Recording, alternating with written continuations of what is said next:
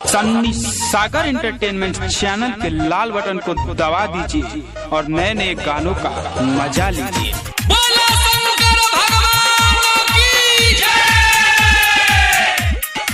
अभी आप सुन रहे हैं राइटर सनी सागर को। प्रेजेंटेड बाय दुल्हन म्यूजिक।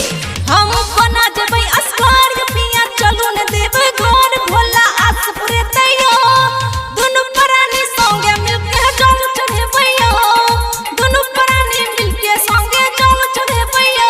सुनू न ये हमर धानी आहा करू नहीं मनमानी ऐ बेर बाढ़ आबि गेलै अगला सावन जाके देवघर जल चढ़ेबै अगला सावन जाके देवघर जल चढ़ेबै। अभी आप सुन रहे हैं राइटर सनी सागर को।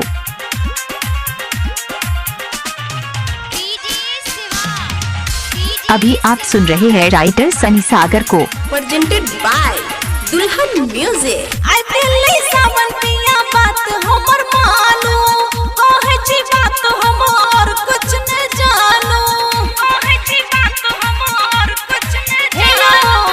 आई दिल्ली सावन पिया बात हमर मानो कहे छी बात हम और कुछ न जानो और कुछ न जानो। किया कर छिया तंग हमरा जाके नहीं मान मानू बात हमर अगले सावन जाके देवघर जल चढ़ेबै अगले सावन जाके देवघर जल चढ़ेबै।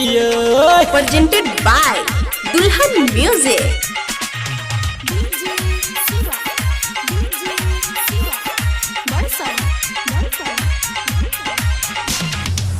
अगला साल आबते सावन आहा के ल जाबिए संग में आहा के हम देवघर घुमाबिए देवघर घुमाबिए देवघर घुमाबिए। हे अगला साल आबते सावन आहा के ल जाबिए संग में आहा के हम देवघर घुमाबिए देवघर घुमाबिए। ले लो बात अही के माइन सपना रहै छै बेचैन गुड्डू झूठ में बाजबियो अगले सावन में हम संगे जल चढ़ेबैयो अगले सावन में हम जाके जल चढ़ेबैयो।